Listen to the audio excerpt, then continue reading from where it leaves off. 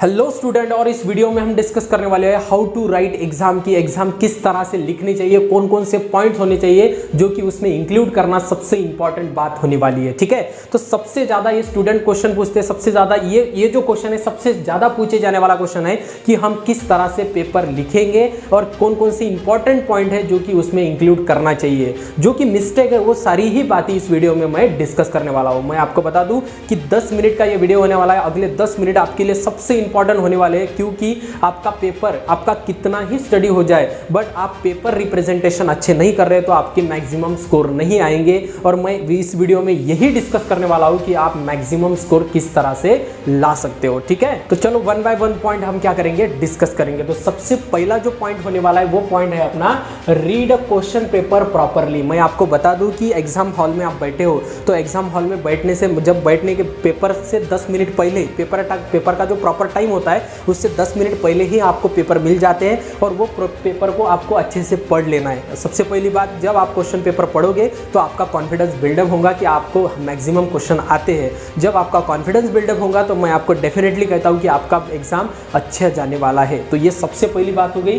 Second बात होती है अपनी एड सेक्शन। आपको पता है कि डिफरेंट सेक्शन में हमारा पेपर डिवाइड किया जाता है, जैसे कि section A, section B, section C, section D. इस तरह से क्या होता है, अपना पेपर डिवाइड किया जाता है और ये जो सेक्शंस होते हैं वो डिफरेंट मार्क कैरी करते हैं, डिफरेंट क्लासिफिकेशन, या हम कह सके कि डिफरेंट सेक्शन में डिफरेंट मार्क का डिस्ट्रीब्यूशन किया जाता है। तो सबसे पहली बात तो जो सेक्शन है वो सेक्शन हमें टाइटल की तरह डालना है। जो चेक करने वाला होता है ना, उसे डायरेक्टली पता चलना चाहिए कि इसने कौन से सेक्शन का क्वेश्चन सॉल्व किया है। जो कि टाइटल्स होता है, जैसे कि हम टाइटल ऐड करते हैं ना, उसी तरह से सेक्शन ऐड कीजिए। Section A, section B, section C, ये सारी बातें एक टाइटल की तरह क्या कर लीजिए, एक डिजाइन कर लीजिए, जिससे चेक करने वाले को एकदम इजी, मतलब आसानी हो जाती है कि इसने किस सेक्शन का क्वेश्चन लिखा है। तो ये सेकंड बात हो गई। थर्ड बात होती है अपनी क्वेश्चन सीक्वेंस। मैं आपको बता दूं, जहां तक हो सके वहां तक आप क्वेश्चन सीक्वेंस में ही लिखिए। मतलब पहला नंबर का क्वेश्चन, सेकंड नंबर का क्वेश्चन, थर्ड नंबर का क्वेश्चन, फोर्थ नंबर का क्वेश्चन, फिफ्थ नंबर का क्वेश्चन, ये जो है ये सीक्वेंस में लिखिए। से आपको आता है तो आप सीक्वेंस में ही लिखेंगे, क्योंकि क्या होता है कि जब आप दूसरा क्वेश्चन या थर्ड क्वेश्चन या फोर्थ क्वेश्चन या फिफ्थ क्वेश्चन लिखते हो तो पहले फिफ्थ क्वेश्चन, बाद में थर्ड क्वेश्चन, बाद में फोर्थ क्वेश्चन, इससे चेक करने वाले को बहुत ज़्यादा प्रॉब्लम्स होती है और ये प्रॉब्लम की वजह से आप मैक्सिमम स्कोर नहीं कर सकते। तो जहाँ तक हो सके क्वेश्चन सीक्वेंस वाइज ही लिखिए। आपको नहीं आता है तो फिर कोई दिक्कत वाली बात नहीं है, बट आपको आता है तो आप डेफिनेटली क्वेश्चन किससे लिखिए, सीक्वेंस वाइज ही लिखिए। मैं आपको बता दूँ कि मैंने आज ही स्टेट बोर्ड, जो कि स्टेट बोर्ड मतलब महाराष्ट्र स्टेट बोर्ड का जो टॉपर्स है उसका एग्जाम मतलब आंसर की देखिए, और उसमें कुछ डायरेक्टली मुझे क्लिक हुआ है, कोई पॉइंट्स ऐसे क्लिक हुए। मैं आपके वीडियो के आखिर में वो सारी बातें आपको बताऊंगा। तो ये होगा अपना थर्ड पॉइंट। नेक्स्ट होने वाला है अपना टेबल फॉर्म। ये जो टेबल फॉर्म होता है ना, ये इंपॉर्टेंट होने वाला है, सबसे इंपॉर्टेंट होने वाला है टेबल फॉर्म। टेबल फॉर्म का मीनिंग क्या होता है, जैसे कि पाई चार्ट हम निकालते हैं, कोई भी पॉइंट या कोई भी क्वेश्चन का आप टेबल फॉर्म बना सकते हो। जैसे कि मैं आपको एग्जांपल से बताऊंगा, जैसे कि एग्जांपल में इवोल्यूशन है। इवोल्यूशन में मॉडर्न सिंथेटिक थ्योरी हमने पढ़ी है। तो मॉडर्न सिंथेटिक थ्योरी 3 भाग में डिवाइड होती है। सबसे पहला होता है अपना जेनेटिक वेरिएशन, सेकंड होता है अपना नेचुरल सिलेक्शन और थर्ड होता है अपना आइसोलेशन। तो ये तीन ही बातें ऐसे टेबल फॉर्म में क्या कर सकते हो, आप अरेंज कर सकते हो। इससे आपका आंसर सबसे इफेक्टिव हो जाता है। बात क्लियर है यहाँ तक? मतलब क्या है कि उसे सब सारी बातें देखनी नहीं है, जो चेक करने वाला है उसे सारी बातें देखनी नहीं है, आपको उसे वही दिखाना है जो वो देखना चाहता है। पहली बात क्या है कि ये 3 ही पॉइंट होते हैं जो कि सबसे इंपॉर्टेंट होते हैं। डिस्क्रिप्शन, सबसे सारी की सारी वो थ्योरी पढ़ सकता है क्या, नहीं, उसे ज़्यादा से ज़्यादा पेपर चेक करने हैं। और जो कि पॉइंट्स होते हैं, वो जो इंपॉर्टेंट पॉइंट उसे दिख गए थे, मैं आपको डेफिनेटली कह देता हूँ कि आपको मैक्सिमम स्कोर वो दे देगा, मैक्सिमम मार्क उस क्वेश्चन के दे देगा और आप पेपर में मैक्सिमम स्कोर कर सकते हो। ठीक है, तो टेबल फॉर्म भी इंपॉर्टेंट होने वाला है। नेक्स्ट होता है अपना इंपॉर्टेंट पॉइंट अंडरलाइन। ये इंपॉर्टेंट पॉइंट अंडरलाइन करना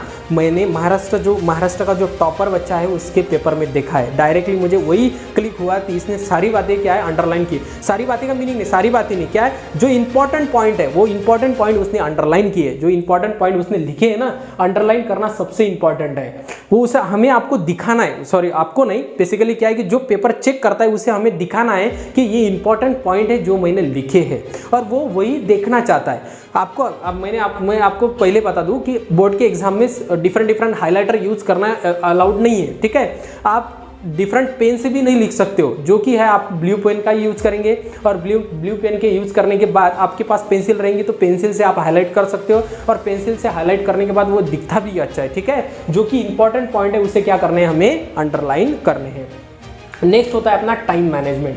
टाइम मैनेजमेंट का सबसे दिक्कत वाली बात होती है। टाइम मैनेजमेंट क्या होता है, कोई भी बच्चा लिख रहा है, एग्जाम में बैठा है, पहला पेपर है, जैसे कि फिजिक्स का पेपर हो या बायो का पेपर हो, शुरू से वो क्या लिखता है, एकदम धीमे से लिखता है, एकदम स्लो में लिखना चालू करता है। जब 2 घंटे कंप्लीट हुए तो उसको रियलाइज हो जाता है कि हमें टाइम कम बचा है और मैक्सिमम क्वेश्चन सॉल्व करने हैं, तो ऐसा नहीं करना है। तो टाइम मैनेजमेंट कर लीजिए, जितना टाइम जिस क्वेश्चन को देना है उससे उतना ही टाइम देना है, ठीक है। तो ये टाइम मैनेजमेंट होना सबसे इंपॉर्टेंट बात है। आप सारी बातें लिखेंगे ही नहीं, सारे क्वेश्चन अटेम्प्ट ही नहीं करेंगे तो आपको मैक्सिमम स्कोर नहीं आएगा। तो टाइम मैनेजमेंट अच्छे से कर लीजिए।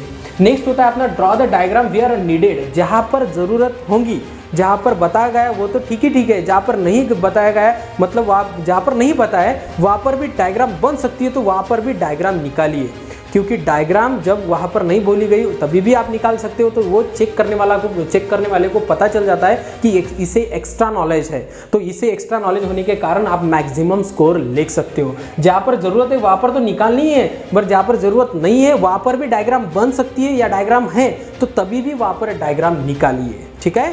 ये हो गया 7 पॉइंट। नेक्स्ट होता है अपना गैप बिटवीन द 2 क्वेश्चंस, जो कि 2 क्वेश्चंस होते हैं, जो कि यहाँ पर एक क्वेश्चन खत्म हो गया और क्वेश्चन खत्म होने के बाद एकदम से दूसरा क्वेश्चन मत चालू कीजिए। मैं आपको बता दूं कि आधा पेज आपका खत्म हुआ तो वो पेज ही छोड़ दीजिए, अगले नए पेज से आप वो क्वेश्चन स्टार्ट कर सकते हो। या कुछ कंडीशन ऐसे आ जाती है कि जो एक ही पेज 1 या 2 लाइन कंप्लीट हो गए उसके बाद पूरा पेज खाली है, तो वहाँ से आप 2-3 लाइन या 2-3 लाइन छोड़कर नया क्वेश्चन स्टार्ट कर सकते हो। बट मेरे हिसाब से तो मैं आपको ऐसा रिकमेंडेड करूंगा कि नए पेज पर ही नया क्वेश्चन क्या कीजिए, स्टार्ट कीजिए। तो ये 8 इंपॉर्टेंट पॉइंट है।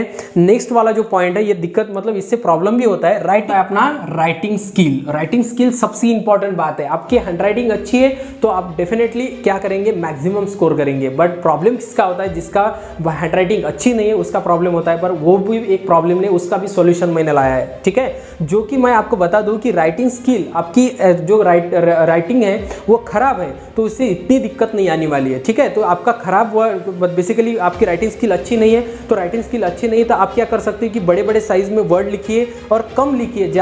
उससे क्या होगा, उससे ये होगा कि आपका जो वर्ड है, आपका जो सेंटेंस है वो एकदम क्लेरिफाई हो जाएगा और क्लेरिफाई होने के बाद आपको उतने ही मार्क्स मिलेंगे जिसके एक अच्छी राइटिंग स्किल है, ठीक है। मैं आपको बता दूं कि जो पॉइंट्स होते हैं ना, एक्यूरेट जो पॉइंट होते हैं, वो पॉइंट आपने लिख लिए तो लिखने के बाद आपको मार्क मिलेंगे ही मिलेंगे।